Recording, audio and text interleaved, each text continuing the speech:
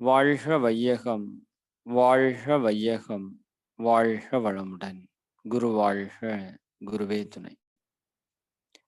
இந்த இனிமையான மதிய வேளையில ஆசான் அருட்தந்தை வேதாத்திரி மகரிஷி அவர்களுடைய தெய்வீகமான யோக பயிற்சிகளிலே இணைந்து ஆன்ம உயர்வு பெறுவதற்காக வருகை புரிந்துள்ள மனித தெய்வங்களாகிய உங்கள் அனைவரையும் வணங்கியும் வாழ்த்தியும் எல்லாம் வல்ல அருட்பேராற்றலையும் அதன் அனைத்து தன்மாற்ற நிலைகளையும் வணங்கியும் வாழ்த்தியும் இந்த நிகழ்வை துவங்குவோம். அருட்பேராற்றல் இரவும் பகலும் எல்லா நேரங்களிலும் எல்லா இடங்களிலும் எல்லா தொழில்களிலும் உறுதுணையாகவும் பாதுகாப்பாகவும் வழி நடத்துவதாகவும் அமையுமாக. வாழ்க வளமுடன், வாழ்க வளமுடன்.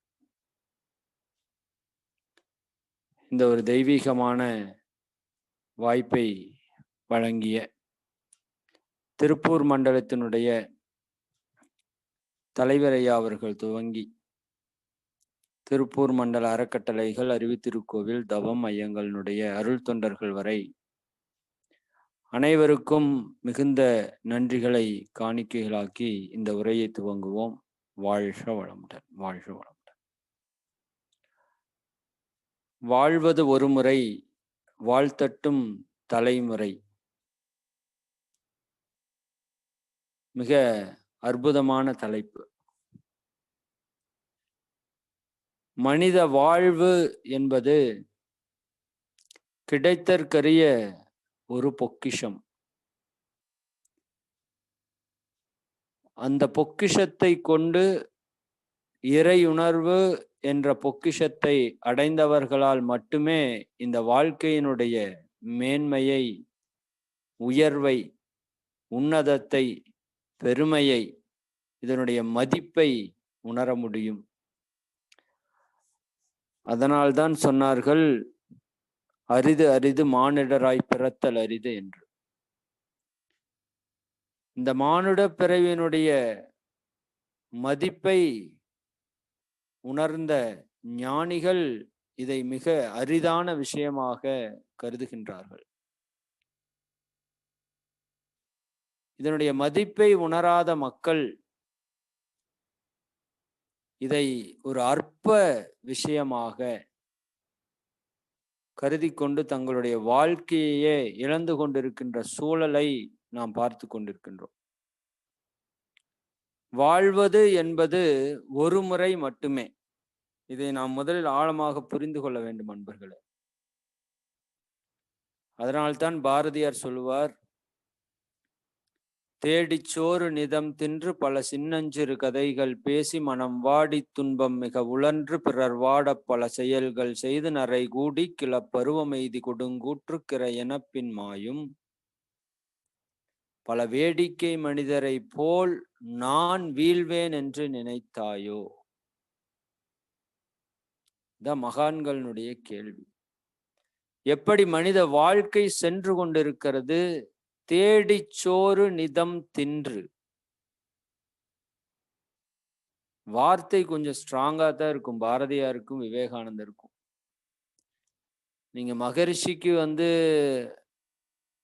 ஸ்ட்ராங்கா இருக்காதுன்னு நினைச்சிடாதீங்க. அது அதை விட ஸ்ட்ராங்கா இருக்கும் நிறைய இடத்துல. நான் முன்ன அந்த பக்கமெல்லாம் கை வைக்கவே இல்லை. இந்த ஞான களஞ்சியத்துக்குள்ள போனதுக்கு அப்புறம் தான் தெரியுது மகரிஷி இப்படியெல்லாம் திட்டிருக்காரா அப்படின்னு. திட்டிருக்காரு மீன்ஸ் அவரு அந்த சொல்ற அந்த விஷயத்தினுடைய வீரம், சக்தி ரொம்ப அதிகமா இருக்கு. இன்னும் நம்ம மேலோட்டமா எல்லாம் வல்ல தெய்வம் இதே தான் பாடிட்டு இருக்கோம். அவர் கேட்கிற கேள்வி எல்லாம் அப்படி இருக்கு. இப்ப பாரதியார் என்ன சொல்றாரு? தேடிச்சோறு நிதம் தின்று பல சின்னஞ்சிறு கதைகள் பேசி மனம் வாடி துன்பம் மிக உழன்று பிறர் வாட பல செயல்கள் செய்து நரை கூடி கிளப்பருவம் எய்தி கொடுங்கூற்றுக்கு இறையென பின்மாயும் பல வேடிக்கை மனிதரை போல் நான் வீழ்வேன் என்று நினைத்தாய். நம்மளுடைய வாழ்க்கையை எடுத்து அனலைஸ் பண்ணி பார்க்கணும் அன்பர்களே. பெரும்பாலுமான வாழ்க்கை இப்படித்தான் இருக்கு. நல்லதோர் வீணை செய்தே அதை நலம் கெட புழுதியில் எறிவதுண்டோ. நல்லதோர் வீணை செய்தே அதை நலம் கெட புழுதியில் எறிவதுண்டோ. சொல்லடி சிவசக்தி என்னை சுடர் மிகும் அறிவுடன் படைத்து விட்டாய். வல்லமை தாராயோ இந்த மாநிலம் பயனுற வாழ்வதற்கே. இதுதான் பெரிய விஷயம். வல்லமை தாராயோ இந்த மாநிலம் பயனுற வாழ்வதற்கே. சொல்லடி சிவசக்தி நிலச்சுமையென வாழ்ந்திட புரிகுவையோ. அதற்கு என்ன வேணும்? விசையுறு பந்தினை போல் உள்ளம் வேண்டிய படிச்செலும் உடல் கேட்டேன். இந்த உடம்பு எப்படி இருக்கணும்? விசையுறு பந்தினை போல் உள்ளம் வேண்டிய படிச்செலும் உடல் கேட்டேன். நசையறு மனம் கேட்டேன். நித்தம் நலமென சுடர் தரும் உயிர் கேட்டேன். தசையினை தீச்சுடினும் சிவசக்தியை பாடும் நல் அகம் கேட்டேன். அசைவரு மதி கேட்டேன். இவை அருள்வதில் உனக்கு இதும் தடையுள்ளதோ. எப்படியெல்லாம் எழுதியிருக்காங்க. இந்த மனித பிறப்பு கிடைத்தற்கரிய பிறப்பு. நான் அடிக்கடி பொதுவாக மாணவர்களை சந்திக்கிறப்போ சில கேள்வி கேட்பதுண்டு. அந்த ஒரு கேள்வி கேட்டோம்னா இந்த தலைப்புக்கு ரொம்ப அர்த்தமா இருக்கும்னு நினைக்கிறேன். நான் கேட்கிற கேள்வி நல்லா புரிஞ்சுக்கோங்க. எஸ் ஆர் நோ நீங்க இதுல சேட்ல போடணும். இங்க இருப்பவங்கள்ல உங்க தாத்தாவோட தாத்தா பேர் தெரிஞ்சவங்க எத்தனை பேர்? அவங்க மட்டும் ஹேண்ட் ரைஸ் பண்ணுங்களேன் பார்ப்போம். உங்க தாத்தாவோட தாத்தா பேர் நல்லா கவனமா வச்சுக்கோங்க.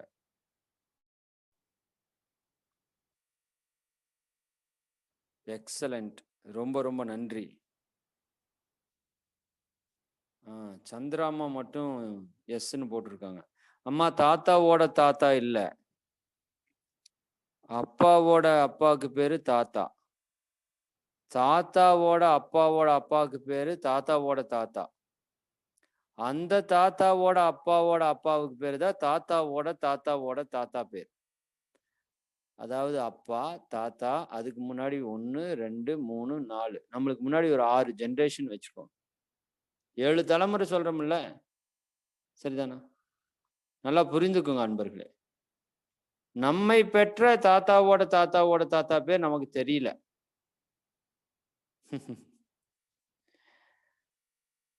சரி, தவறு இல்லை. இதை பத்தி நான் தவறுன்னு சொல்ல வரல. தெரியல, இது நேச்சர். இது எல்லாத்துக்கும் இருக்கக்கூடிய விஷயம். அப்பா 371 பேர்ல 4 பேர் கை தூக்கிட்டோம். சரி, இது ஒன்றும் தவறுன்னு நான் சொல்ல வரல. இது நேச்சர், எல்லாத்துக்கிட்டையும் இருக்கிற விஷயம்னு சொல்றேன் நான். எனக்குமே தெரியாது, சத்தியமே தெரியாது. ஏன் தெரியாது? சரி, இப்ப 2000 வருஷத்துக்கு முன்னாடி ஒரு தாத்தா வாழ்ந்தார். அவரோட பேரை கெஸ் பண்ணுங்களேன் சேட்ல. 2000 ஆண்டுகளுக்கு முன்னாடி ஒரு தாத்தா வாழ்ந்தார். சும்மா கெஸ் பண்ணுங்க. அன்னைக்கு நான் ஒரு ஸ்கூல்ல கேட்டங்காட்டி எக்ஸலண்ட். நீலா வாசனம் அவர்களுக்கு மிகப்பெரிய நன்றி. நல்லா புரிஞ்சுக்கோங்க. நான் ஸ்கூல்ல கேட்டப்போ ஒரு பையன் சொல்லிட்டான் காந்தி தாத்தான்னு. சரி, டே அவர் இப்பதாண்டா போனாரு அப்படின்னு. 2000 ஆண்டுகளுக்கு முன்னாடி வாழ்ந்த தாத்தா போட்டீங்க, எல்லாரும் மெசேஜ்ல போட்டீங்க. ரொம்ப ரொம்ப நன்றி. சரிதானா? சரி, மிக்க நன்றி. நீங்க இந்த இடத்துல ஒரு கூர்மையான விஷயத்தை நம்ம நோக்கணும். 2000 ஆண்டுகளுக்கு முன்பு வாழ்ந்த ஒரு தாத்தாவை நாம் இன்றளவும் நினைவு வைத்திருக்கிறோம். ஆனா நம் பரம்பரையில் நம் தாத்தாவை, நம் பெற்றோரை பெற்ற தாத்தா வரிசையை நம்ம மறந்துட்டோம். இதுதான் நம்ம புரிந்து கொள்ள வேண்டிய ஒரு மிகப்பெரிய விஷயம். ஏனென்றால் இந்த உலகம், இந்த உலகத்திலே பிறந்தவர்களை எல்லாம் ஞாபகம் வைத்திருக்காத அன்பர்களே. விவேகானந்தர் சொல்வார் இல்லையா, என் மகனே, மரணம் நேருவதை யாராலும் தடுக்க முடியாது, நீயும் தடுக்க முடியாது. மரணம் நேருவதை நீ தடுக்க முடியாது. எனவே கற்களை போலவும் கட்டைகளைப் போலவும் செத்து மடிவதை விட வீரர்களைப் போல இறப்பது மேலானது அல்லவா? இதுதான் செய்தி. மரணம் நேருவதை யாராலும் தடுக்க முடியாது. எப்போது நிகழும் என்பதை எவராலும் அறுதியிட்டு கூற முடியாது. எனவே அவர் என்ன சொல்றாருங்க, கற்களை போலவும் கட்டைகளை போலவும் செத்து மடிவதை விட வீரர்களை போல இறப்பது மேலானது அல்லவா, சாகிறதுன்னு கன்ஃபார்ம் ஆயிருச்சு. புரியுதா இல்லைங்களா? அது ஒரே முறைதான். அது எப்படி இருக்கணும்? வீரர்களை போல இருக்கணும். அதிலும் பிறருக்கு, குறிப்பாக மற்றவர்களுக்கு ஒரு சிறிதளவிற்கு நன்மையை செய்வதற்காக அழிந்து போவது மிகவும் நல்லது. இந்த வாழ்க்கை எதற்கானது? வாழ்க்கை கொடுப்பதற்கானது. கொடுத்தவர்களால இந்த வாழ்க்கையை நாம் வாழ்ந்து கொண்டிருக்கிறோம். 2000 ஆண்டுகளுக்கு முன்னர் வள்ளுவர் தன்னுடைய வாழ்க்கையே கொடுத்தார். பல மகான்கள் தங்களுடைய வாழ்க்கையை அர்ப்பணித்தார்கள், தியாகம் செய்தார்கள். அவர்களைத்தான் நாம் இன்றளவும் வாழ்த்தி கொண்டிருக்கின்றோம். அது ஒரு வார்த்தை கூட சொல்லுவாங்க இல்லையா, இறந்த பின்னும் வாழ்பவன் தான் உயர்ந்தவன், வாழும் போதே செத்தவன் உயர்ந்தவன் அல்ல. இறந்த பின்னும் வாழ வேண்டும் சொல்றாங்க. அது என்ன இறந்த பின்னும் வாழ்வது? இதுதான் இறந்த பின்னும் வாழ்வது. இந்த பூமி இருக்கும் வரை மட்டுமல்ல, இந்த பிரபஞ்சம் இருக்கும் வரை இனி நம்மால் விவேகானந்தரையோ வேதாத்திரி மகரிஷி அவர்களையோ வள்ளுவரையோ வள்ளலாரையோ நம்மால் என்ன பண்ண முடியாதுங்க, அழிக்க முடியாது. வாழ்ந்தால் அப்படி வாழணும்னு சொல்றாங்க. 10ஓட 11 அத்தோட நான் ஒண்ணு வாழ்வதற்கு அப்படி ஒரு வாழ்க்கை அற்பமான வாழ்க்கை அல்ல அன்பர்களே. இந்த வாழ்க்கை நமக்கு கொடுக்கப்பட்டது மனம் என்கின்ற ஒரு மிகப்பெரிய பொக்கிஷம். இறைவனு தன்னுடைய சக்தியை மொத்தமாக திரட்டி தொகுத்து கொடுத்த பொக்கிஷத்தை கையில் வைத்துக் கொண்டிருக்கிறோம். அருட்தந்தை அவர்கள் பிறவி பயன் என்ற கவியிலே ஆழமாக கூறுவார்கள், ஒவ்வொரு மனவளக் கலைஞரும் இந்த பாட்டை ஒரு நாளைக்கு குறைந்தது ஒரு முறையாவது பாட வேண்டும். பிறர் நலத்துக்கு உதவாத உடல் வலிவும் அறிவும் பெற்ற பிறவியும் மதிப்பும் விலங்கினத்ததாகும். பிறர் உழைப்பின் விளைவாலும் பிறர் உதவியாலும் பிழைக்கின்றோம் என்ற உண்மை மறவாதோன் மனிதன். பிறருக்கு எவ்விதத்தும் வருத்தம் எழா முறையில் பெரும் செல்வம் சேர்த்திடனும் பிழையில்லை. அதனால் பிறர் மகிழ பல மக்கள் வாழ்வில் வளம் ஓங்க பேருதவி புரிந்தவரே பிறந்த பயன் பெற்றார். இல்லாட்டி நீ பிறந்ததே வேஸ்ட்ங்கிறார். இதுக்கு மேல ஸ்ட்ராங்கா எப்படி சொல்றது? பிறர் மகிழ பல மக்கள் வாழ்வில் வளம் ஓங்க பேருதவி புரிந்தவரே பிறந்த பயன் பெற்றார். நாம் எந்த நிலையில இருக்கிறோம்னு பாரு. இறைவன் எல்லாவற்றையும் கொடுத்தது கொடுப்பதற்காக. நன்றாக புரிந்து கொள்ளணும். அப்துல் கலாம் ஐயா அவர்களுடைய ஒரு அற்புதமான வாசகத்தை நாம் அடிக்கடி பார்த்திருக்கிறோம், படித்திருக்கிறோம். பிறப்பு என்பது ஒரு சம்பவமாக இருக்கலாம். பிறப்பு என்பது ஒரு சம்பவமாக இருக்கலாம். அது ஜஸ்ட் ஒரு இன்சிடென்ட், அவ்வளவுதான். சரிதானே? ஆனால் இறப்பு என்பது ஒரு சரித்திரமாக இருக்க வேண்டும். பிறப்பு இறப்புக்கு இடையில வாழ்க்கை என்பதை அமைத்துக் கொள்ளக்கூடிய சக்தி நம்மிடம் இருக்கிறதுன்னு சொல்றாங்க. அதை நாம் எவ்வாறு உருவாக்குகிறோம் என்பதில் தான் அந்த வாழ்க்கையினுடைய வெற்றி தோல்வி அமைந்திருக்கிறது அன்பர்களே. அதிலும் குறிப்பாக ஆன்மீக பாதையில் பயணிப்பவர்களுக்கு அதில் மிகப்பெரிய வாய்ப்பை இறைவன் கொடுத்திருக்கிறான். நாமளும் 10ஓட 11 போக வேண்டாம்ங்கிறதுக்காகத்தான் இந்த உரை.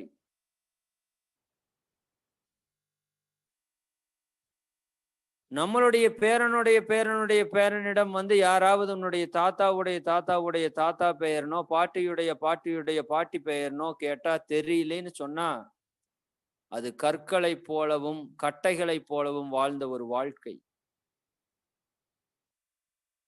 விவேகானந்தர் உன்னடத்துல சொல்லுவாரு, இந்த பூமியில் நீ அவதரிச்சுட்டே அப்படின்னா உனக்கான அடையாளம் ஏதாவது நீ விட்டுட்டு போ. ஏதாவது ஒன்று. தெரியுதுங்களா? அதுக்கு தான் வாழ்க்கை. ஏதாவது ஒன்று உன்னுடைய அடையாளம், இப்படி ஒருத்தர் இருந்தார் அப்படிங்கிறதுக்கான அடையாளம், அதை மிக எளிமையாக பெறவும் முடியாது. கொஞ்சம் கடுமையான முயற்சியும் வேண்டும். பிறருக்காக வாழ்பவர்கள் 2000 ஆண்டுகளுக்கு முன்னாடி வாழ்ந்த பல கோடீஸ்வரர்களை, பல மிராசுகளை, பல அரசர்களை நாம் இன்னைக்கு ஞாபகம் வச்சுக்கலாம் அன்பர்களே. யாரெல்லாம் மக்களுடைய நல்வாழ்விற்காக உழைத்தார்களோ அவர்களை இந்த உலகம் என்றைக்குமே மறக்காது. அப்ப அதற்கான வாய்ப்பை நாம் தான் ஏற்படுத்தி கொள்ள வேண்டும். வாழ்க்கை எப்பொழுது முடிய போகுதுன்னு நம்மளுக்கு தெரியாதுங்க. ஆனா நமக்கு பின்னாடி நம்ம பேர் சொல்ற மாதிரி ஏதாவது செஞ்சுட்டு போகணுங்கிறத எங்க கருத்து, மைய கருத்து. அதில் நமக்கு கிடைத்திருக்கிற வாய்ப்பு மிகப்பெரிய வாய்ப்பு. அது எங்கேயோ போய் உலகம் முழுக்க செய்ய வேணும்னு அவசியம் இல்லை. நம்ம தெருவுல தொடங்கினாலே அது பெரிய விஷயமா இருக்கும். யார் முன் நிற்பது அப்படிங்கிறத எங்க பிரச்சனையே. இந்த தயக்கம் தான் முதல்ல பிரச்சனையே நம்ம கிட்ட. இந்த கூச்சமும் வெக்கமும் தான் முதல் பிரச்சனையே நம்ம கிட்ட. அதுக்கெல்லாம் அடிப்படை காரணம் தன்னம்பிக்கை இல்லாததுதான். தன்னம்பிக்கை. உன்னால் சாதிக்க இயலாது என்று ஒருபோதும் நினைக்காதே. அப்படி நினைப்பது ஆன்மீகத்திற்கு முற்றிலும் முரணானது, உங்களுடைய ஆன்மாவுக்கு எதிர்ப்பானதுன்னு சொல்றாங்க. ஏன்னா அந்த ஆன்மாவால சாதிக்க இயலாத காரியம் என்று ஒன்றுமில்லை. பலமுறை நாம படித்திருக்கிறோம், நீ எதை நினைக்கிறாயோ அதுவாக ஆகிறாய். உன்னை வலிமையுடையவன் என்று நினைத்தால் நீ வலிமை படைத்தவன் ஆகி விடுவாய். நீ உறுதியுடன் இருந்தால் பாம்பின் விஷம் கூட சக்தியற்றதாகிவிடும்னு சொல்றோம். நீ எதை நினைக்கிறாயோ அதுவாகவே நீ ஆகிறாய்ங்கிறதுலயே எல்லா விஷயம் முடிந்தது அன்பர்களே. அப்ப நம்ம நினைக்க வேண்டியது மட்டும்தான் நம்முடைய செயல். அதை நடத்தி கொடுப்பது இறைவனுடைய செயல், பிரபஞ்சத்தினுடைய செயல். நினைப்பதற்கு கூட கஷ்டப்பட்டால் என்ன செய்ய முடியும்? அவ்வளவு பெரிய ஞானி பட்டியல் போடுகிறார். அவ்வளவு பெரிய ஞானி பட்டியல் போடுகிறார். மனதில் உறுதி வேண்டும், வாக்கினிலே இனிமை வேண்டும், நினைவு நல்லது வேண்டும், நெருங்கின பொருள் கைப்பட வேண்டும், கனவு மெய்ப்பட வேண்டும், கைவசமாவது விரைவில் வேண்டும், தனமும் இன்பமும் வேண்டும், தரணியிலே பெருமை வேண்டும், கண் திறந்திட வேண்டும், காரியத்தில் உறுதி வேண்டும், பெண் விடுதலை வேண்டும், பெரிய கடவுள் காக்க வேண்டும், மண் பயனுற வேண்டும், வானகம் இங்கு தென்பட வேண்டும், உண்மை நின்றிட வேண்டும். பிரம்ம ஞானி, பிரம்ம ஞானி கடவுளிடம் பட்டியல் போடுகிறார். நாம் எத்தனை பேர் பட்டியல் போடுகிறோம்னு சொல்லுங்க. பட்டியல் போடுவதற்கு பல்லாயிரம் குறிப்புகளை கொடுத்தாலும் நம்முடைய சோம்பேறித்தனம் என்கின்ற ஒரே ஒரு விஷயத்திலே நாம் தோற்று போகிறோம். ஜெயித்தவர்கள் எல்லாருமே செயல்ல நேரடியா ஜெயிக்கலைங்க. எல்லாருமே எண்ணத்தில் விதைத்து அப்புறம்தான் செயல்ல ஜெயிச்சிருக்காங்க. மகரிஷி முதல் கொண்டு நாமும் பல முறை சொல்லிட்டு இருக்கோம். சங்கல்பம் இயற்றுங்கள், சங்கல்பம் இயற்றுங்கள், சங்கல்பம் இயற்றுங்கள். வாழ்வது ஒரு முறை, வாழ்த்தட்டும் தலைமுறை என்பதையாவது சங்கல்பமா ஏற்றுங்கள். அந்த சங்கல்பம் வேலை செய்யும் அன்பர்களே. சங்கல்பத்தை கூட பக்கத்தால் இருக்கிறவர் ஏற்றணும்னா ரொம்ப கஷ்டம்.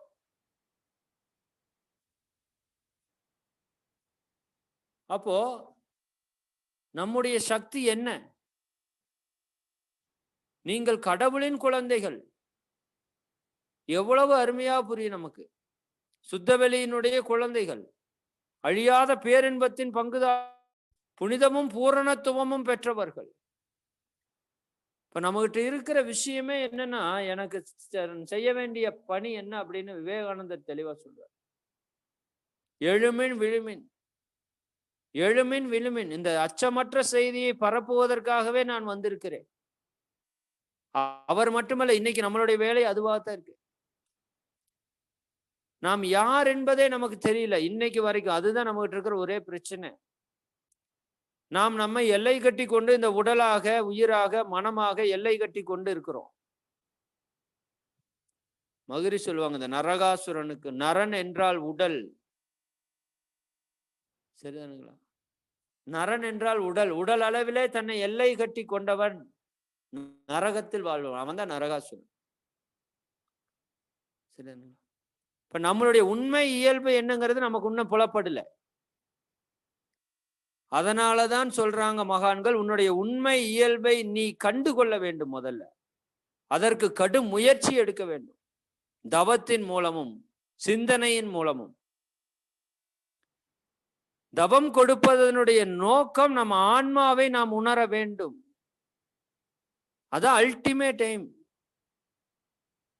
அப்ப ஆன்மாவுக்கு எந்த அளவிற்கு அருகில் போகிறோம், நெருப்புக்கு எந்த அளவிற்கு அருகில் போகிறோமோ அந்த அளவுக்கு வெப்பத்தை நாம் வாங்கிக் கொள்ள முடியும்.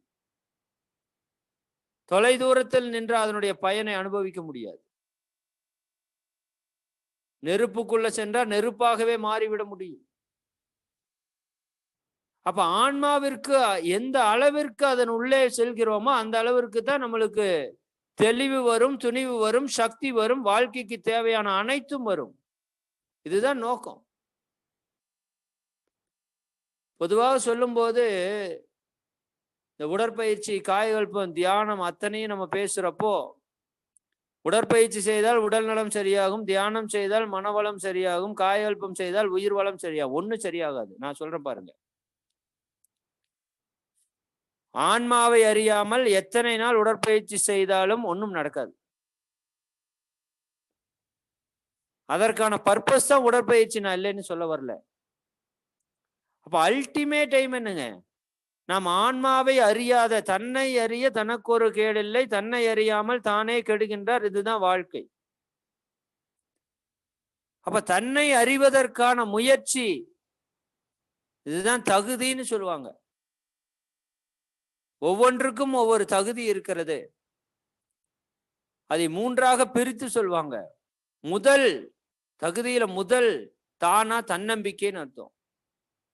முதல் நம்ம மேல நம்பிக்கை வரணும். நம்ம மேல நம்பிக்கை வரலைன்னா எதன் மேல நம்பிக்கை இருந்தும் பயன் இல்லை.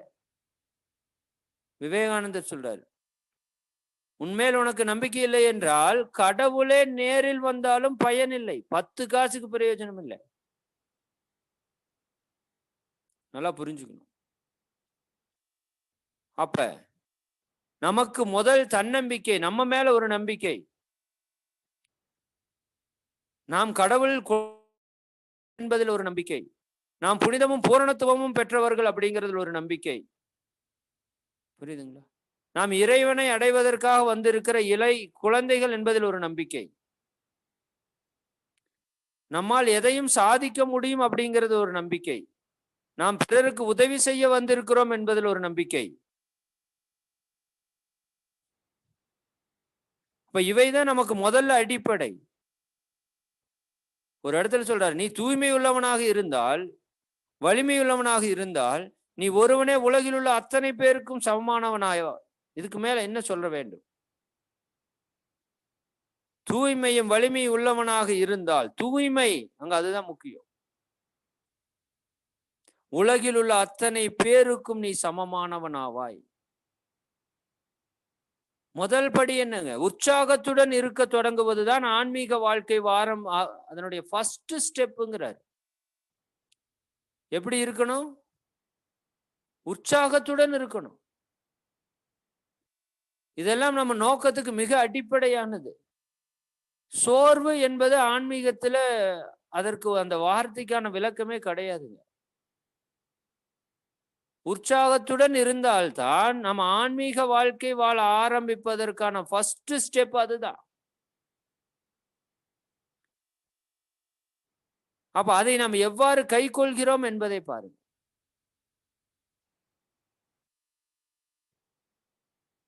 அன்பர்களே, கிடைத்தற்கரிய பொக்கிஷம் இந்த வாய்ப்பு. இதை நாம் தலைமுறைக்காக நாம் சிலவற்றை தியாகம் செய்து கொண்டுதான் ஆக வேண்டும். தன்னம்பிக்கையும் பொறுமையும் சக்தியும் அதிகம் கொண்டவர்கள் தங்களை இந்த சமுதாயத்திற்காக தியாகம் செய்துதான் ஆக வேண்டும். ஒண்ணுமே பண்ண முடியாது. யாருதான் பூனைக்கு மணி கட்டுறது சொல்லுங்க பார்ப்போம். சரிதானா? மகான்கள் இந்த உலகத்தையே தன்னுடைய பொறுப்பாக ஏற்றுக்கொள்கிறார்கள். நாம் நம்முடைய நாட்டை ஏற்க வேண்டாம், நாம் நம்முடைய மாநிலத்தை ஏற்க வேண்டாம், நாம் நம்முடைய ஊரை ஏற்க வேண்டாம், நாம் நம்முடைய பகுதியாவது ஏற்றுக்கொள்ளலாம் இல்லையா? பொறுப்புகளை தூக்கி தலைமேல் வைத்துக் கொள்ளுங்கள். அதான் ரொம்ப முக்கியம். மகான்கள் உலகத்தையே பொறுப்பெடுத்துங்காட்டிதான் அவர்களுக்கு பேர் மகான்கள். சரிதானுங்களா? நாம் நம்முடைய பகுதியை மட்டுமாவது பொறுப்பெடுத்துக் கொள்ள வேண்டாமா? எனது சகோதரர்களே, நாம் அனைவரும் கடுமையாக உழைப்போம். உறங்குவதற்கு இது நேரமில்லை. எதிர்கால இந்தியா நமது உழைப்பை பொறுத்துதான் இருக்கிறது. இது விவேகானந்தருடைய செய்தி. அருட்தந்தை அவர் எழுதியிருந்தா, எதிர்கால உலகமே நமது உழைப்பை பொறுத்துதான் இருக்கிறது. அம்மா அவங்க முதல்ல சொன்னாங்க, நாம் என்ன செய்ய முடியும், செய்யணும்னு நினைச்சா போதும், அதற்கான வாய்ப்பை இயற்கை ஏற்படுத்தி கொடுக்கும். உலகம் முழுக்க சேவை செய்ய வேணும்னு நினைச்சவங்க எல்லாத்துக்குமே இப்ப உலகம் முழுக்க அவங்க சேவை செஞ்சுட்டு இருக்காங்க. அன்பர்களே, நீங்க நினைங்க போதும் அப்படிங்கறத இங்க பெரிய விஷயமா இருக்கு, அடிப்படையா இருக்கு. உங்களுடைய நரம்புகளை முறுக்கேற்றுங்கள். நமக்கு தேவை இரும்பை போன்ற தசைகளும் எஃகை போன்ற நரம்புகளும் தாம். சுய வலிமை பெற்ற மனிதர்களாக எழுந்து நில்லுங்கள். இதுதான் வேணும். இப்போ நம் உடலை மனதை நன்கு நாம் தயார்படுத்த வேண்டிய காலம். ஏன்னா கண்களுக்கு முன்னாடி லட்சோப லட்சம் மக்கள் செத்து மடிந்து கொண்டிருப்பதை பார்த்து கொண்டிருக்கிறோம். என் குழந்தைகளை இரக்கம் கொள்ளுங்கள். ஏழைகள், அறியாமையில் இருப்பவர்கள், தாழ்த்தப்பட்டவர்கள் ஆகியவர்களுக்காக இரக்கம் கொள்ளுங்கள். இதயமே நின்று போகும் வரையிலும், மூளை கொதித்து போகும் வரையிலும் இரக்கம் கொள்ளுங்கள். இருதயமே நின்று போகும் வரையிலும் இரக்கம் கொள்ளணும். விவேகானந்தர் அழுததை நீங்க கேள்விப்பட்டது இல்லையா? அருட்தந்தை அவர்கள் புலம்பியதை நீங்க கேள்விப்பட்டது இல்லையா? பாரதியார் கதறி கதறி அழுததை நீங்க படத்துல கூட பார்த்தது இல்லையா? எத்தனை மகான்கள் இந்த மக்களை நினைத்து தினம் தினம் செத்திருக்காங்கன்னு பாருங்க. இன்னைக்கு நடக்கக்கூடிய கொடுமைகளை கண்டு நிம்மதியா எப்படி தூங்க முடியுதுங்கிறத அவங்களுடைய கேள்வியா இருக்கு. ஏதாவது செய்ய வேண்டாமா? குழந்தைகளுடைய நிலைப்பாட்டை யோசிச்சு பாருங்க, மக்களுடைய உடல் நலத்தை யோசிச்சு பாருங்க. ரொம்ப கஷ்டம் அன்பர்களே. இந்த மக்களுடைய நிலைப்பாடு, அவர்கள் படக்கூடிய துன்பம், அறியாமையில் அவர்கள் வாடக்கூடிய நிலைப்பாடு, இந்த குழந்தைகள் படக்கூடிய துன்பம், அத்தனை கண்ணுக்கு முன்னாடி பார்த்து கொண்டே இருக்கிறோம். அவ்வளவுதான். நீங்கள் உண்மையிலேயே என்னுடைய குழந்தைகள் ஆனால் எதற்கும் அஞ்சி நின்றுவிட மாட்டீர்கள். நீங்கள் சிங்க குட்டிகளை போல திகழ்வீர்கள். நல்லா புரிஞ்சுக்கணும். பிறருக்கு சிறிதளவேனும் நன்மை செய்வதற்காக நீ ஒரு படி எடுத்து வைத்தால் இறைவன் நம்மை உயர்த்தி கொண்டு சொல்ல 1000 படை எடுத்து வைப்பான். விவேகானந்தர் சிங்கத்தின் சக்தி உன்னுள்ளிருந்து பிறப்பெடுக்கும் சொல்லுவாங்க. மகான்கள் உங்க கூட இணையணுமான்னு சொல்லுங்க. மரணம் வரும் வரையிலும் வேலை செய், நான் உன்னுடன் இருக்கிறேன். எத்தனை மகான்கள் சொல்லியாச்சு. நாமளா செய்யறோம்னு நினைச்சிட்டு இருக்கிறோம். அருட்தந்தை அவர்கள் எத்தனை முறை நமக்குள்ள வந்துட்டு போயிருக்காங்க. நீங்க தியானம் பண்றப்ப, நீங்க பேசுறப்ப, பல சொற்பொழிவுகளை நம்ம திருப்பி போட்டு கேட்டோம்னா இந்த வார்த்தையே நம்ம காதுல கேட்டதில்லை. அப்படிப்பட்ட வார்த்தைகளை நம்ம பிரயோகம் பண்ணியிருக்கிறோம். நாம பேசுறோம்னு சொன்னா அது முட்டாள்தனம்னு நான் சொல்றேன். நாம நம்ம இயக்கிட்டு இருக்காங்க. நாம வழிவிட்டால் போதும். நான் இறந்த பிறகும் என் ஆவி உன்னுடன் இருந்து வேலை செய்யும். இந்த ஆத்மாவெல்லாம் போயிருக்காது சுத்தவெளிக்கு. அதெல்லாம் நம்ம கூடயே தான் சுத்திட்டு இருக்கோம். நல்லா புரிந்து கொள்ளுங்கள். தாழ்ந்த வகுப்பை சேர்ந்தவர்கள், அறியாமை மிக்கவர்கள், ஏழைகள், கல்வியற்றவர்கள் ஆகிய அனைவரும் நம்மோடு இரத்த தொடர்புடையவர்கள். உன் உடன் பிறந்த சகோதர சகோதரிகளே என்பதை ஒருபோதும் மறந்து விடாது. நாம் நமக்கு துன்பம் வருதுன்னு நினைக்கிறோம், எங்கேயோ இருந்து வருதுன்னு நினைக்கிறோம். அதுதான் பிரச்சனை. அது எங்கேயோ இருந்து வரலை அன்பர்களே, அது நம்மளிருந்து தான் வந்திருக்கிறது. இந்த உலக மக்கள் அனைவரும் படக்கூடிய துன்பத்திற்கு நாமும் ஒரு விதத்திலே பொறுப்பாக இருக்கிறோம். அதான் ரொம்ப இம்பார்ட்டன்ட். சொல் செயல் சிந்தனைகளில் ஒன்றாக விளங்கும் ஒரு சிலரால் உலகையே ஆட்டி வைக்க முடியும். இந்த உண்மையை ஒருபோதும் மறந்து விடாதீர்கள். அப்ப இவ்வளவுதானே நமக்கு தேவை. சொல்லால செயலால சிந்தனைகளால ஒன்றாக விளங்கக்கூடிய ஒருவரால் உலகையே ஆட்டி வைக்க முடியும்னா அந்த நிலை எட்டுவதற்கான முயற்சி தானே தேவை. இப்போ அன்பர்களே, தலைமுறைகளால் வாழ்த்தப்படுகின்ற உயர்ந்த நிலையை அடைந்தவர்கள் யாரும் மிக எளிமையாக அந்த இடத்தை எட்டவில்லை. உயிரை தியாகம் செய்து உழைத்திருக்கிறார்கள். நல்லா புரிஞ்சுக்கணும். அப்ப நமக்கு ஒரு பெரும் வாய்ப்பு கிடைத்திருக்கிறது இந்த உலகத்திலே. அந்த வாய்ப்பை யாரெல்லாம் நன்றாக பயன்படுத்த முயற்சிக்கிறார்களோ அவர்களுக்கு இயற்கையும் குருவும் இறைவனும் உடனிருந்து வழி நடத்துகின்றார்கள். அதை நாம் பார்த்து கொண்டே இருக்கிறோம். இந்த வாழ்க்கை ஏதோ பல்லாயிரம் ஆண்டுகளுக்கான வாழ்க்கையாக நாம் நம்பிக்கொண்டு இருக்கிறோம். அப்படி ஒண்ணும் இல்லை. எப்ப முடியும்னு தெரியாத ஒரு வாழ்க்கையில தான் வாழ்ந்துட்டு இருக்கிறோம். அது எப்பொழுதுமே நாம மறக்காம இருக்கிறது சிறப்பா இருக்கும்னு நினைக்கிறேன். அப்ப எப்பொழுது முடியும் என்று தெரியாத வாழ்க்கையில் இந்த க்ஷணத்துல நம்ம யாருக்கு என்ன செஞ்சிருக்கிறோம்?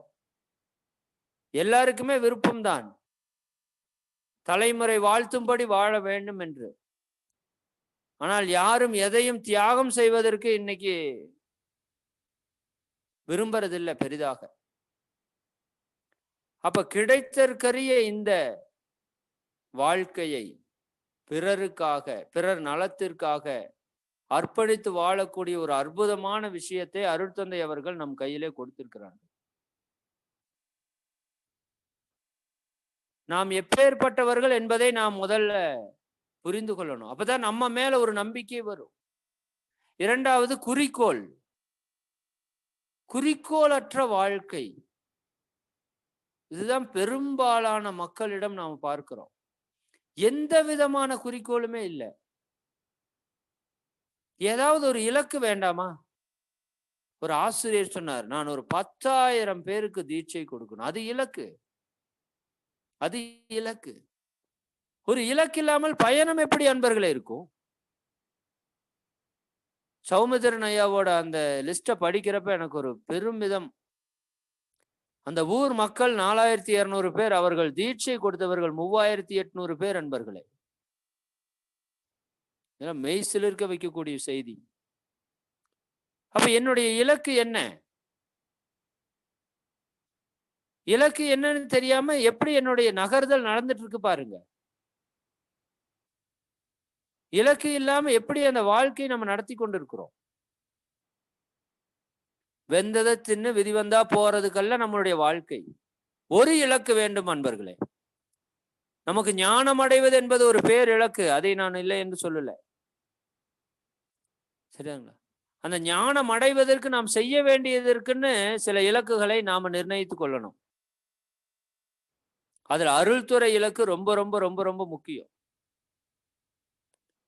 அப்ப தன்னம்பிக்கை வேண்டும். இரண்டாவது, குறிக்கோள் வேண்டும். பையன் IAS படிக்கணுங்கிற, IPS படிக்கணுங்கிற, நாம என்ன பண்ணணுங்கிறது இலக்குங்க. இதே மாதிரி ஒரு பயணம், இதே மாதிரி ஒரு வாழ்க்கை வாழ்ந்து அப்படியே போறதா? நம்ம பகுதி, அதை மட்டுமாவது பொறுப்பெடுத்துக்கோங்க. இப்ப என்னுடைய பகுதியில் இருக்கிற ஒரு 1000 குடும்பங்களுக்கு அல்லது 500 குடும்பங்களுக்கு இந்த வேதாத்திரியத்தை கொண்டு செல்வது என்பது என்னுடைய குறிக்கோள். அப்படி வச்சுக்கோங்க. இதை விட பெரிதாக வைத்து உலகம் முழுக்க கொண்டு செல்லணும்னு நினைச்சா மிக சிறப்பு. ஆனால் குறுகிய ஒரு இலக்காவது இருக்க வேண்டும், ஒரு குறிக்கோளாவது இருக்க வேண்டும். அப்பதான் நம்மளுடைய நகர்தல் சரியாக இருக்கும். இல்லைன்னா சுருண்டு படுத்துக்குவோம். இலக்கு இல்லாதவன் எப்படி வேலை செய்வான்? பணம் இருக்கிறவன் பணம் சம்பாதிக்கிறதுக்கு முயற்சி பண்ண மாட்டான். பணம் இல்லாதவன் தான் அதை தேடி ஓடுவான். ஏன்னா அவனுக்கு இலக்குன்னு ஒன்று இருக்கு, சம்பாதிக்கணும் அப்படிங்கிறது. அப்ப அருள் துறையில நமக்கு என்ன இலக்கை வைத்திருக்கிறோம்? ரெண்டாவது, இதை செய்ய முடியும்னு நம்பிக்கையும் வரமாட்டேங்குதே. நாம சாதாரணமானவர்கள் அல்ல அப்படின்னு எப்படி சொல்லி புரிய வைக்க முடியும்? 7ஆம் அறிவுல கூட்டிட்டு வந்து சூர்யாவை சொல்லித்தான் புரிய வைக்கணும். உங்களிடமே நம்பிக்கை வையுங்கள், நீங்கள் ஒரு காலத்தில் ரிஷிகளாக, வேத காலத்தை சார்ந்த ரிஷிகளாக இருந்திருக்கிறீர்கள், இப்பொழுது வேறு வித வடிவம் தாங்கி இருக்கிறீர்கள். நன்றாக புரிந்து கொள்ள வேண்டும்.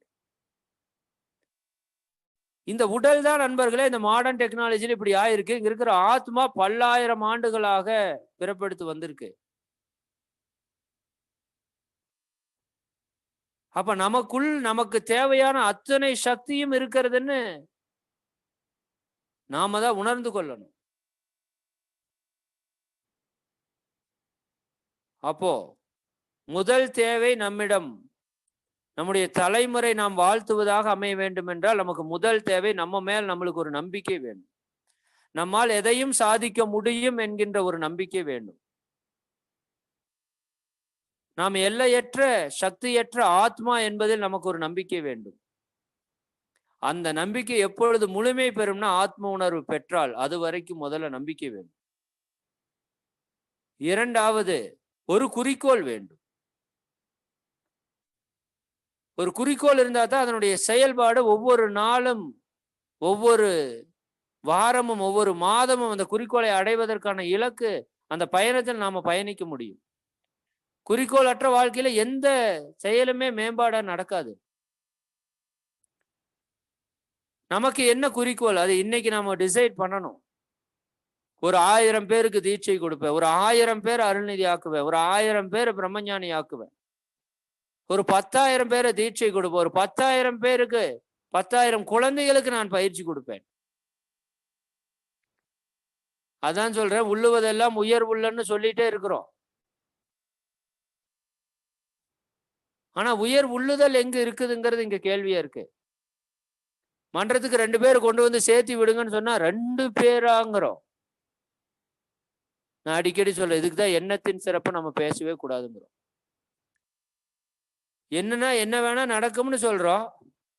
ஆனா ஒரு 2 பேரை கூட்டிட்டு வந்து மன்றத்துல சேர்த்தனோம்னா 2 பேரான்னு கேள்வி கேட்கிறோம். புரியுதா இல்லைங்களா? அப்ப இதுல என்ன இருக்கு? இதுல அவநம்பிக்கை தான் நம்மகிட்ட இருக்கு. நடக்குதோ நடக்கலையோ முதல்ல நடக்கும்னு நம்புங்கிறத எங்க முதல் விதியே. நம்புனா நிச்சயமா நடக்கும். ஆனா கொஞ்சம் கூட எதிர்மறை இல்லாம அதை நம்பணும். அப்பதான் அது நடக்கும். நான் உயிரின தன்மாற்றத்துல சொல்லி இருக்கிற அன்பர்களே, அந்த உயிர் நம்பினால், அதற்கு உண்மையான தேவை என்று இருந்து அது நம்பினால் அதற்கு தேவையானதை இயற்கை கொடுக்கும், இறைவன் கொடுப்பான். நாம் செய்ய வேண்டும் அப்படின்னு நினைச்சா போது அதற்கான சூழலை இறைவனும் இயற்கையும் நடத்தி கொடுக்கும். நீங்க ஒண்ணுமே பண்ண வேண்டாம்.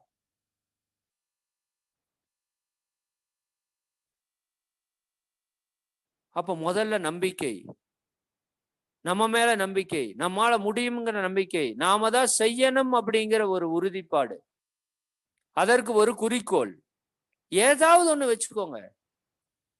உங்க பகுதி அளவுல நம்ம வாழ்ந்ததுக்கு ஒரு அடையாளம் இருந்தா கூட போதும்.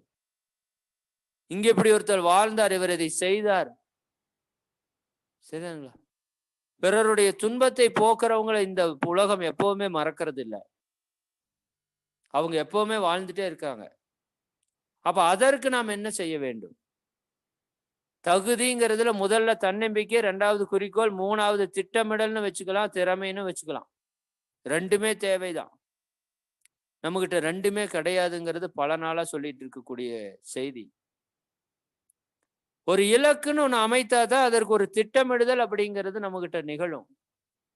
இலக்கற்ற வாழ்க்கை தான் இன்னைக்கு மனித குலத்திற்கான ஒரு மிகப்பெரிய சவாலாக இருக்கிறது.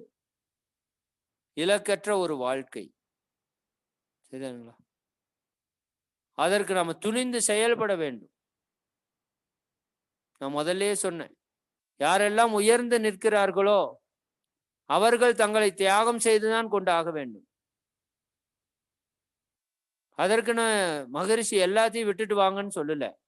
கொஞ்சமாவது காலையில மன்றத்துக்கு நாம எவ்வளவு பேர் ப்ராப்பரா போறோம்ங்கிறது இன்னைக்கு வரைக்கும் கேள்வியா இருக்கு. சரிதானுங்களா? மக்களுக்கு சேவை செய்வதற்கான களம் இல்லைன்னு எத்தனையோ 1000 பேர் ஏங்கி கொண்டு இருக்கிற சூழலில் பல 1000 பல லட்சம் இல்லது சில கோடிகளை போட்டு பல மையங்களை ஏற்படுத்தி வைத்திருக்கிறோம். நம்ம எல்லா மகான்களும் சேவை செய்யுங்கன்னு சொன்னாங்க. அதற்கு சரியான வாய்ப்பை நான் அடிச்சு சொல்ற மனவளக்கலை தவிர வேற எங்கேயுமே நாம பார்க்க முடியாது. அப்படி ஒரு அற்புதமான வாய்ப்பை, சூழலை நமக்காக ஏற்படுத்தி கொண்டிருக்கிற ஒரு அமைப்புல நாம் இருக்கிறோம். ஆனா காலையில எத்தனை பேர் நேரத்துல போய் சேவைக்கு நிக்கிறோம்னு பாருங்க, யோசிச்சு பாருங்க. ஏன் போகல? நமக்கு நல்லா தெரியும் தீட்சை கொடுத்தா எவ்வளவு உயர்வுன்னு, பிறருக்கு சேவை செய்தால் எவ்வளவு உயர்வுன்னு. எத்தனை பேர் நம்ம போறோம்னு பாருங்க. இது எல்லாம் சிந்திக்கணும் அன்பர்களே. ஏதோ நம்ம வந்தோம், ஜாலியா பேசணும், போனோம்னா எந்த மேம்பாடும் வராது. மகரிஷி அவங்க அவ்வளவு ஈஸியா அதை அமைக்கல. அவர் இந்த உலகம் மறைந்தாலும் இருப்பார் அப்படின்னு சொன்னா அவர் கொடுத்த உழைப்பு அந்த அளவுக்கு, அவர் கஷ்டம். சிலரெல்லாம் அவரை பத்தி பேசுறப்ப அவ்வளோ கண்ணுல ரத்தமா வர்றது அளவுக்கு தான் இருக்கு. சரி, இப்ப அவ்வளவு உழைப்பை கொடுக்க வேண்டியதா இருக்கு. அப்ப நாம என்ன செய்யணும் அப்படிங்கிறது மகான்கள் அவங்களுடைய வாழ்க்கையவே செய்தியா கொடுத்துட்டு போயிட்டாங்க. செய்ய வேண்டியது மட்டும்தான் மிச்சம்.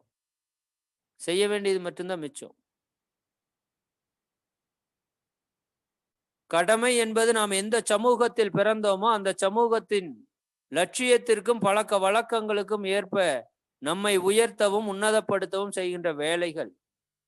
இதுதான் டியூட்டி. நல்லா புரிஞ்சுக்கோங்க. நம்மை உருவாக்கி உணவை கொடுத்து இன்று வரை நம் வாழ்க்கைக்கு தேவையான அத்தனை வசதிகளையும் செய்து கொடுத்த இந்த சமுதாயத்திற்கு இன்று நான் என்ன செய்தேன் அப்படிங்கிறது இங்க கேள்வி. நம்ம வேலைகளை கூட நம்ம கர்ம யோகமாக செய்தால் அதுவே பெரிய விஷயம்தான். அதுவே பெரிய விஷயம். ஆனால் மீதம் இருக்கக்கூடிய நேரத்தை நாம் எவ்வாறு பயன்படுத்தி கொண்டிருக்கிறோம்? நம்முடைய உடல் சக்தியை, மன ஆற்றலை, உயிர் ஆற்றலை, நம்முடைய அறிவை இந்த சமுதாயத்திற்கு எந்த விதத்திலே நாம் பயன்படுத்தி கொண்டிருக்கிறோம்? யோசிச்சு பாருங்க.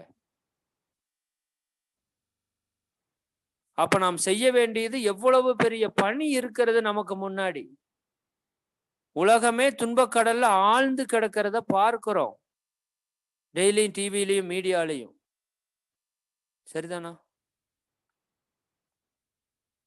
அப்போ இந்த உலகம் முழுக்க இறைவன் நமக்கு வாய்ப்பை கொட்டி கொடுத்திருக்கிறான். அப்ப அதற்கான 3 விஷயம் நமக்கு தேவை. முதல்ல தன்னம்பிக்கை தேவை. அது பெண்களா இருந்தாலும் சரி, ஆண்களா இருந்தாலும் சரி, எல்லாருக்கும் இனிமேல் என்னால முடியுமா அப்படின்னு ஒரு கேள்வி தயவு செஞ்சு கேட்காதீங்க. உங்களால முடியும். ஒரு 100 குழந்தைகளை, ஒரு 1000 குழந்தைகளை, ஒரு 10,000 குழந்தைகளை, ஒரு 1000 பேரை, நம்ம சமுதாய மக்களை, நம்ம ஏரியா மக்களை அவங்கள நல்வழிப்படுத்துறதுக்கான வாய்ப்பை நம்மளால ஏற்படுத்த முடியாதா? சொல்லுங்க. நிச்சயமாக முடியும். அதற்கான எல்லா சக்தியும் நம்ம கிட்ட இருக்கு. எல்லா மகான்களும் நம்ம கூட இணைஞ்சிருக்கிறாங்க. எல்லாம் வல்ல இறைவனே நம்ம கூட இணைந்திருக்கிறான். நாம ஒரு அடி எடுத்து வச்சா போதும். சரிங்களா? பிறரின் நன்மைக்காக நீ சிறிதளவு வேலை செய்தாலும் சிங்கத்தினுடைய சக்தி உள்ளிருந்து வெளிப்படும்.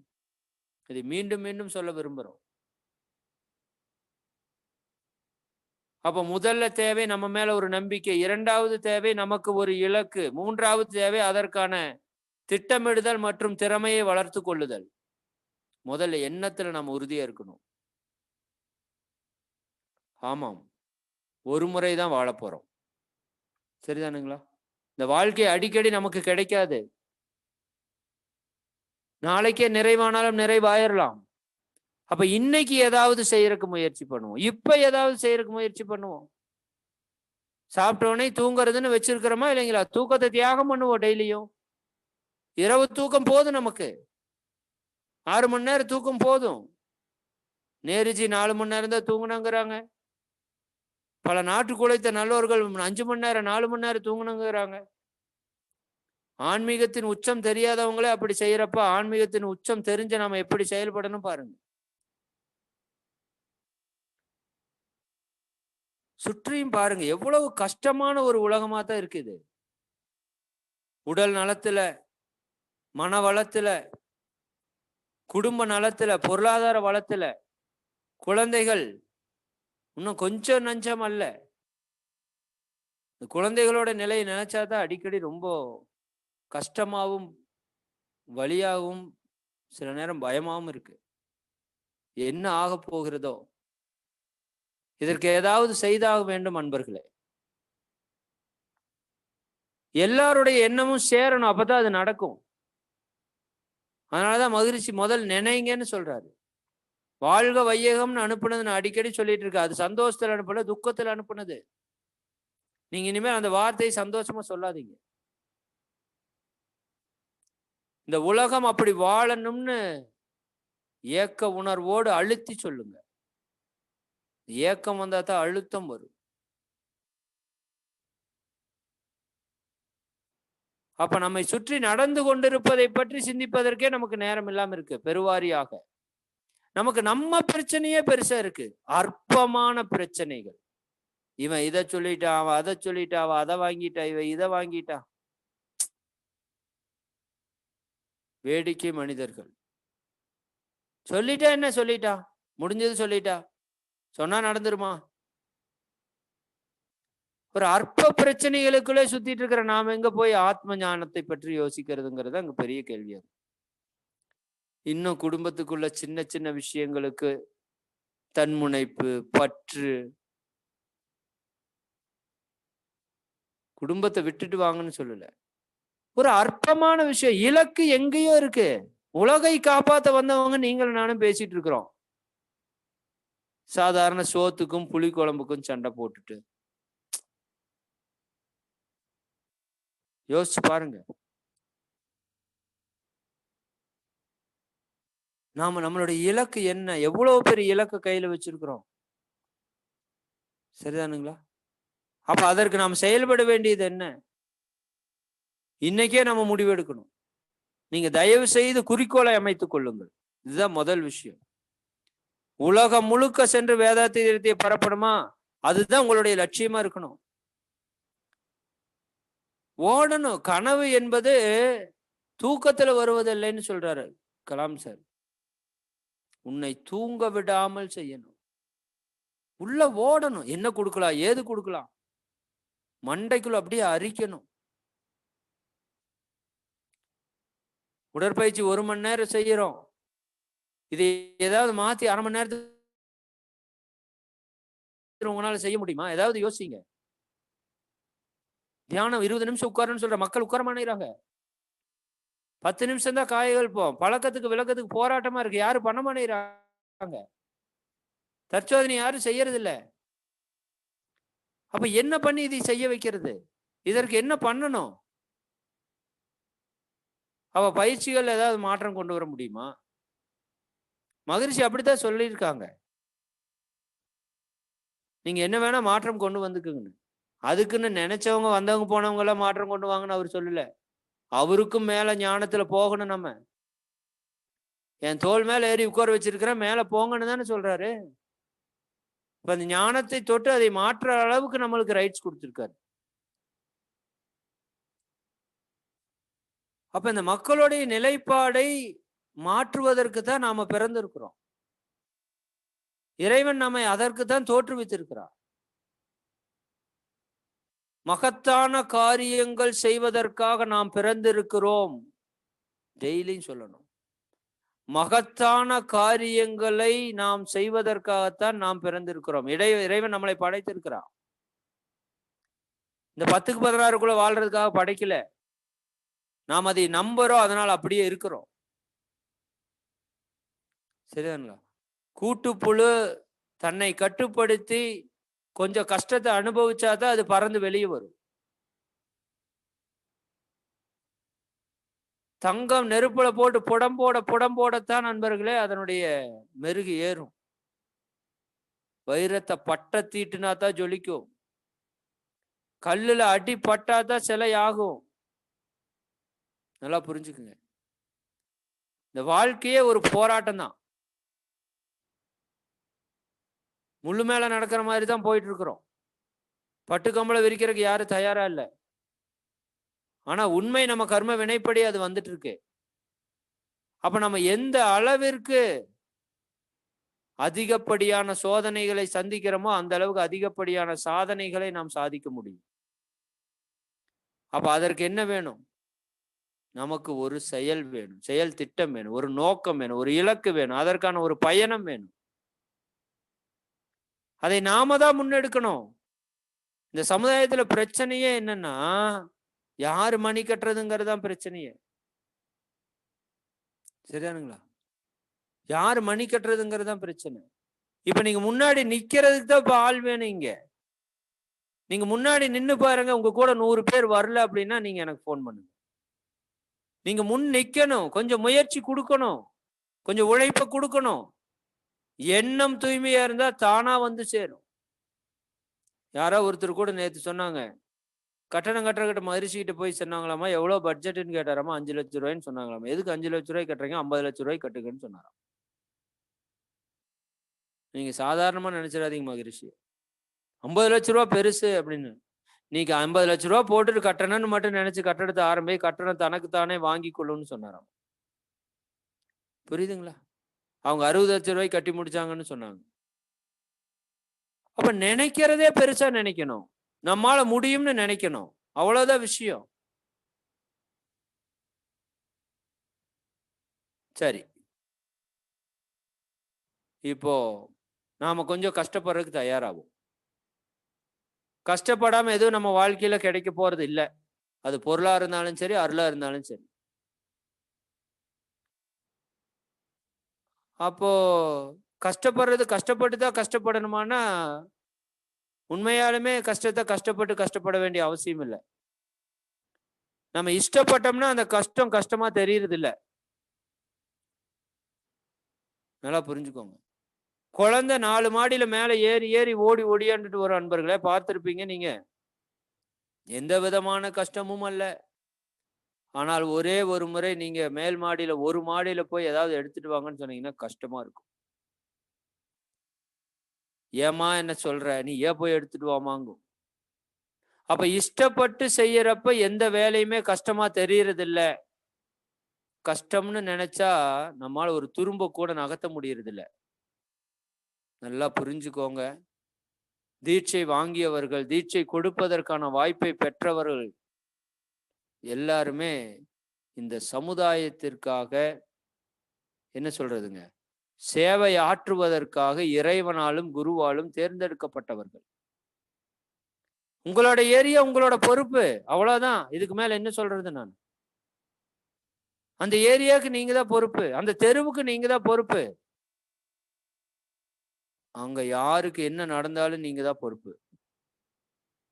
அதனால நீங்களும் பாதிக்கப்படுவீங்க. அதனாலதான் நான் சொன்னேன், நீங்க பெருசா இலக்கை எடுத்துக்கோங்கன்னு சொல்றேன். நான் செய்யறதுன்னு ஆயிடுச்சு, பெருசா செய்யுங்க. கூட வரும், எல்லாம் வரும். நோக்கம் ஒன்றை தீர்மானித்துக்கொள். விவேகானந்தரோட வெரி ஃபேமஸ் கோட் நீங்க கேள்விப்பட்டிருப்பீங்க. நோக்கம் ஒன்றை தீர்மானித்துக்கொள். சரிங்களா? அதுக்கப்புறம் நீ செயல்படுறதுக்கு ஆரம்பி.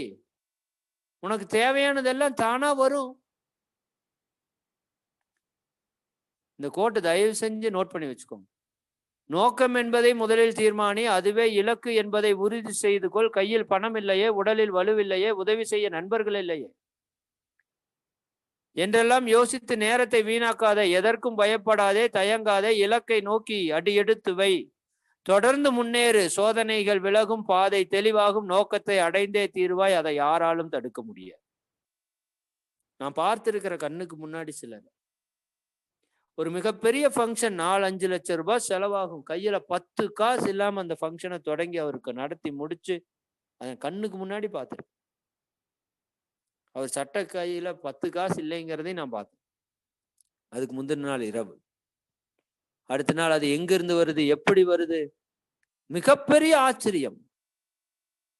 விவேகானந்தரோட வாழ்க்கை, யோகானந்த பரமஹம்சருடைய வாழ்க்கை. சோறு வரும்னா வரும், அவ்வளவுதான். நல்லா புரிஞ்சுக்கோங்க.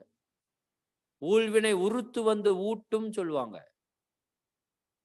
அப்ப நாம செய்ய வேண்டியதெல்லாம் நாம் முன்னெடுக்கணும்.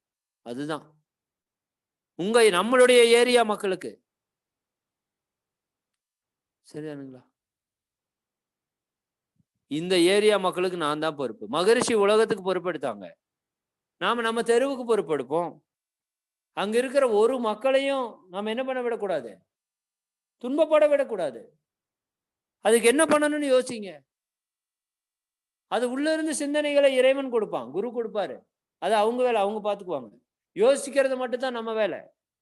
அங்க இருக்கிற குழந்தைகளுக்கு என்ன செய்யலாம், அங்க இருக்கிற பெரியவங்களுக்கு என்ன செய்யலாம், யார் செய்யறது? சரிதானுங்களா? நாம செய்யாம யார் செய்யறது? ஐயா அவங்க கேட்டது போல இப்பொழுது செய்யாம எப்பொழுது செய்யறது? அப்ப கிடைத்திருக்கிற வாய்ப்பு கிடைத்திருக்கிறது. மீண்டும் மீண்டும் சொல்றேன், நான் கிடைத்திருக்கிற வாய்ப்பு கிடைத்திருக்கிறது. அந்த வாய்ப்பை பயன்படுத்துறவங்க நிச்சயமாக தலைமுறை வாழ்த்தும், நம்மை நிச்சயமாக வாழ்த்தும். அதற்கான செயலை நாம் சிறப்பாக அமைத்து கொள்ள வேண்டும் அப்படிங்கிறது தான் இன்றைய செய்தி. போதும்னு நினைக்கிறேன் நான், இல்லைங்களா? நாம் எல்லாருமே இந்த 324 பேர் அப்படின்னு நாம் உள்ள இருக்கிறோம் அப்படின்னா, இந்த 324 பேரும் குருவாலும் இறைவனாலும் தேர்ந்தெடுக்கப்பட்டவர்கள். நாம் இப்ப செய்ய வேண்டியது, நம்முடைய குடும்பம் அல்லது நம்முடைய சொந்த பந்தங்கள், மிகச்சரியா சொல்லணும்னா நாம் இருக்கிற பகுதி, அந்த பகுதியில் இருக்கக்கூடிய மையங்கள் இருந்தா அதை உயர்த்துறதுக்கான செயல், இல்லை மையங்கள் இல்லை அப்படின்னா மையங்களை அமைத்து அதை உயர்த்துவதற்கான செயல். இதுதான் நம்மளுடைய இலக்கு. சரிதானுங்களா? இன்னும் நிறைய பேராசிரியர்களை சொல்றாங்க. ஊட்டின்னு சொன்னா இவரு, கூடலூர்னு சொன்னா அவரு. அப்படியாவது நம்முடைய என்ன சொல்றதுங்க, நம்முடைய ஆன்ம சக்தி இந்த உலகத்திற்காக பயன்பட செய்யணும். அதற்கு மேல நம்மால செய்ய முடியும். நாம நம்பிக்கை வைத்தால் நிச்சயமாக செய்ய முடியும். அந்த அளவிலே ஒரு அரிதான பிறப்பை நாம் எடுத்திருக்கிறோம். பிறர் மகிழ, பல மக்கள் வாழ்வில் வளம் ஓங்க, நம்மால் இயன்ற சேவைகளை நாம் முழுமையாக செய்வோம். முதல் செய்ய முடியும் நம்புவோம். ஒரு குறிக்கோளை அமைத்து கொள்வோம். அதற்கான திட்டமிடுவோம். அதற்கான திறமைகளை வளர்த்து கொள்வோம். அதை நிச்சயமாக அடைவோம். அடைந்து இந்த சமுதாய வரலாற்றிலே நமக்கான ஒரு பக்கத்தை நாமே எழுதி கொள்வோம். எல்லாத்துக்கும் ஒவ்வொரு பேஜ் இருக்குன்னு சொல்றாங்க. அதை எழுத வேண்டியது நம்ம பொறுப்புல கொடுத்துட்டா இறைவன். நிச்சயமாக இங்கு உள்ள இருக்கிற 324 பேரும் எழுதுவோம் அப்படிங்கிற ஒரு நம்பிக்கையோடு இந்த உரையை நிறைவு செய்கின்றோம். எல்லாம் வல்ல அருட்பேராற்றலின் கருணையினால் நாமும் நமது அன்பு குடும்பமும் இறையுணர்வு, அறநெறி, கல்வி, தனம், தானியம், இளமை, வலிவு, துணிவு, நன்மக்கட்பேறு, அறிவில் உயர்ந்தோர் நட்பு, அன்புடைமை, அகத்தவம், அழகு, புகழ், மனித மதிப்புணர்ந்து ஒழுகும் பண்பு, பொறையுடைமை எனும் பேறு 16 பெற்று போற்றலுக்கும் தூற்றலுக்கும் வாழ்த்துக்களை கூறி, மறை விளக்கும் உயர் வாழ்வை மதித்து ஒழுக்கம் காத்து மனையறத்தின் ஒளிவிளக்காய் வளமோங்கி வாழ்வோம். வாழ்க வளமுடன். வாழ்க வளம். நன்றி. வாழ்க வளம்.